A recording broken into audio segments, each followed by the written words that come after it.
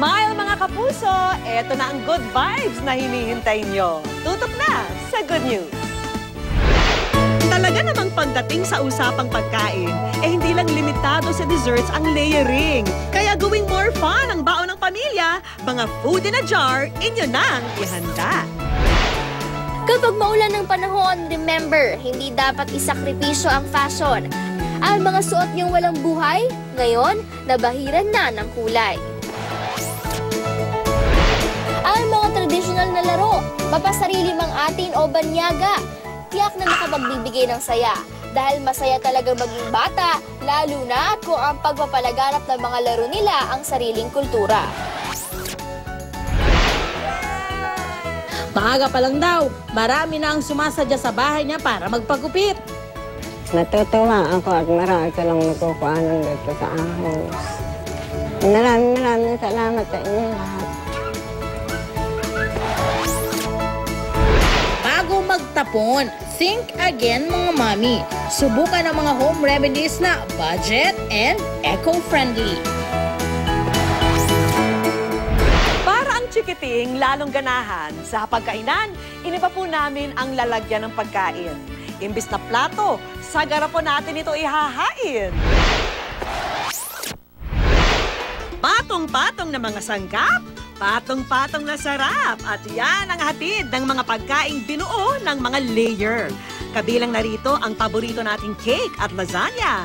Pero ngayon sa Good News Kusina, ang layered o patong-patong na pagkain, ile-level up natin ang dating. Dahil ang mga ito, sa loob ng garapon natin ihahanda, swak sa mga on-the-go na pamilya. Pero bago natin simulan ang lutuan, dapat munang malaman ang tamang pag-sterilize ng lalagyan. Mula kay Chef Sam Alsuheri ng The Juicy Lucy Express. Make sure natin na na-sterilize na mabuti yung mga mason jars, yung lids, yung rubber sealing. Importante yun. At least 225 degrees. Paggagamit tayo ng oven. Tapos make sure natin na yung bottles and cups nasa malinis na tray. Umpisa na ang lutuan! Ang appetizer na gagawin natin ngayon ay isang healthy version ng shrimp salad. Ihanda na ang spinach, guacamole na gawa sa avocado, lemon juice, sibuyas, kamatis, asin at paminta, Cajun shrimp na sinangkapan ng iba't ibang mga spice gaya ng garlic powder, paprika, thyme, asin, black pepper, cayenne powder, lemon juice at bell peppers. Una nating ihahanda ang Cajun shrimp. Sa isang bowl, paghaluin ang spices. Ihalo ang shrimps para manuot ang mixture sa loob ng 3 hanggang 5 minuto. Ang next na gagawin po natin ay guacamole sauce. Paghalu-haluin sa isang bowl ang avocado, diced tomato, lemon juice, asin at paminta hanggang sa ito ay madurog. Para sa mas masarap na guacamole sauce, piliin po natin ang hinog na avocado. Sa kawali, igisa ang sibuyas hanggang maging translucent ito.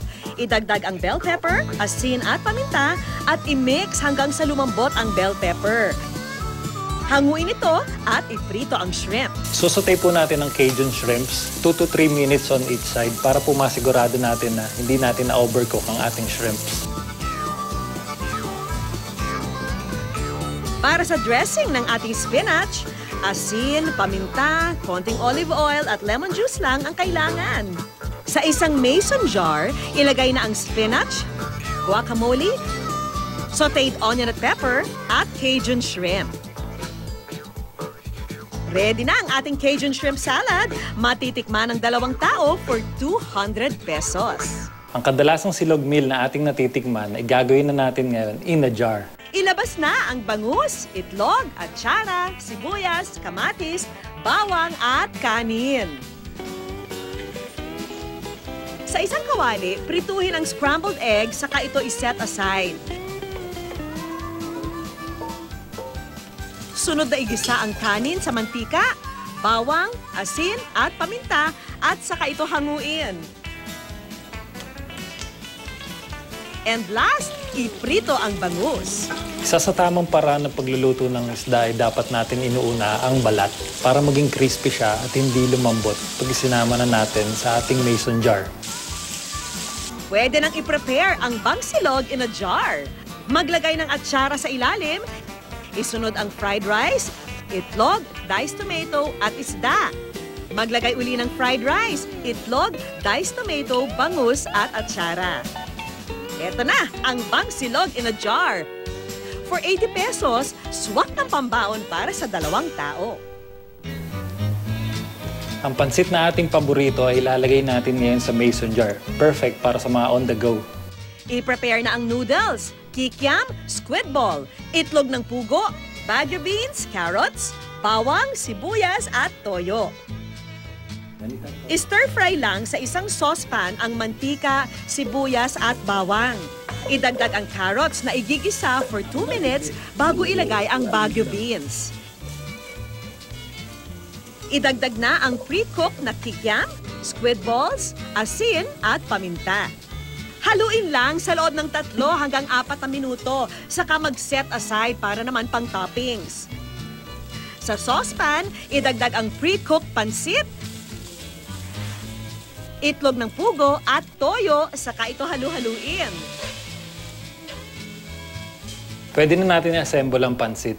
Una munang ilagay ang toppings, pansit mix, at toppings uli. Ayan, at maaari nang lantakan ang masarap na pansit in a jar. Ang 100 pesos nyo, bubusugin na ang 2 tao. Tandaan mga mami, dapat hayaang mag-cool down ang ating mga iniluto bago takpan ang ating mga mason jar para hindi ito mapanis. And last but not the least ay ang ating pagjumagas. Isang interesting dessert na sure hit sa ating mga sweet tooth. Kailangan lang ng chocolate milk, chocolate chips, whipped cream, chocolate cookies, cocoa powder, egg yolks, asukal, cornstarch at vanilla extract. Ang una po natin gagawin ay ang base ng ating chocolate pudding. Sa isang kawali, paghaluin ang chocolate milk at chocolate chips. Habang inaantay po natin matunaw ang ating chocolate chips, gagawin naman po natin ang ating egg and sugar cream mixture. Sa isang bowl, paghaluin ang egg yolk at asukal.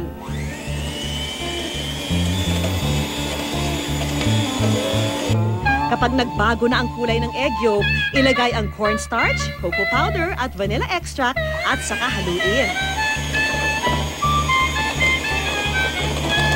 Ilagay na rin ang chocolate mixture sa bowl. Haluin lang ng konti, saka ibalik uli ang mixture sa saucepan para naman maluto ang cornstarch. Pag malapot na, ilipat ang mixture sa tray saka iset aside.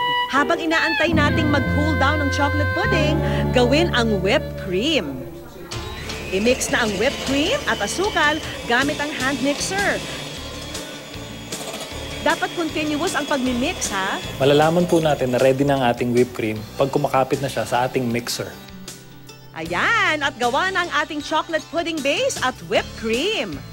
Pag pira-pirasuhin lang ang cookies, then ready na tong i-assemble.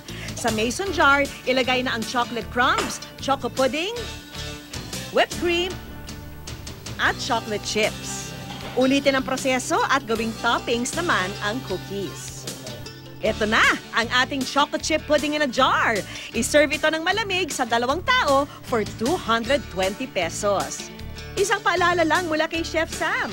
Usually, ang mga savory meals natin na ilalagay sa na-sterilized na bottles, dapat yan i-consume natin kaagad within the day. Or at least 3 to 4 hours. Tapos yung sa mga desserts naman, it will last at least 2 days. Chilled siya sa refrigerator.